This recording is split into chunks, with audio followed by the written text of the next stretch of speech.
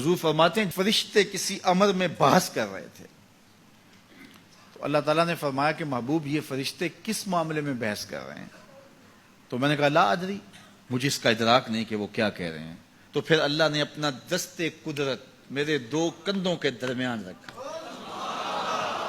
پھر کیا ہوا اس سے؟ اللہ کا دست قدرت کہہ رہے ہیں، باقی کوئی لفظ ہی نہیں ہمارے پاس۔ اس نے دست قدرت والا ہاتھ میرے دو کندھوں کے درمیان رکھا۔ یہ کون کہہ رہے ہیں؟ میرے حضور کہہ رہے ہیں۔ میرے رب نے دست قدرت میرے دو کندھوں کے درمیان رکھا۔ پھر ہوا کیا؟ سن لو اگلے لفظ۔ دست قدرت یہاں آیا، ٹھنڈ سینے میں پڑ گئی۔ فَعَلِمْتُ مَا فِي السَّمَاوَاتِ وَالْأَرْضِ، زمین اور آسمان میں جو کچھ تھا اللہ نے سب کا علم مجھے عطا کر۔ سینے میں نور آ گیا، سینے میں علم آ گیا۔ کائنات کی کوئی شے ایسی نہیں ہے جو حضور علیہ الصلوۃ والسلام نہ جانتے ہو۔ اور پھر کہاں تک علم آیا یہ حضور سے پوچھیے۔ فرمایا قرب قیامت میں جب دجال آئے گا تو میرے غلام اس کے مقابلے کے لیے نکلیں گے۔ دجال کب آئے گا اللہ جانتا ہے۔ 1400 سال اس بات کو بتائے ہوئے ہو گئے۔ کہا قرب قیامت میں دجال آئے گا، میرے غلام اس کے مقابلے میں نکلیں گے۔ انی لعارف اسماءہم، میں اپنے ان غلاموں کے ناموں کو جانتا ہوں۔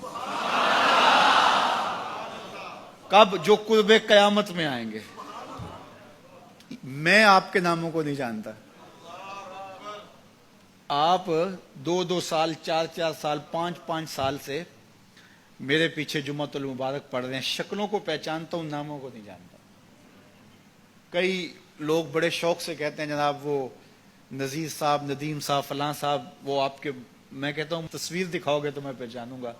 تو اتنے لوگوں کے نام میں یاد نہیں رکھتا۔ تو جب میں آپ کے نام نہیں جانتا جو ہر جمعۃ المبارک کو یہاں آتے ہیں، تو جہاں 2 مہینے کے بعد درس قرآن دینے جاتا ہوں تو وہاں کے لوگوں کے نام کیسے جانوں گا؟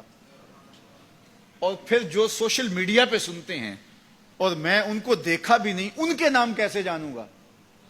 اور میرے حضور کیا کہہ رہے ہیں کہ قرب قیامت میں جو دجال آنے والا ہے اور میرے غلام جو اس کے مقابلے میں نکلیں گے، میں ان غلاموں کے ناموں کو جانتا ہوں۔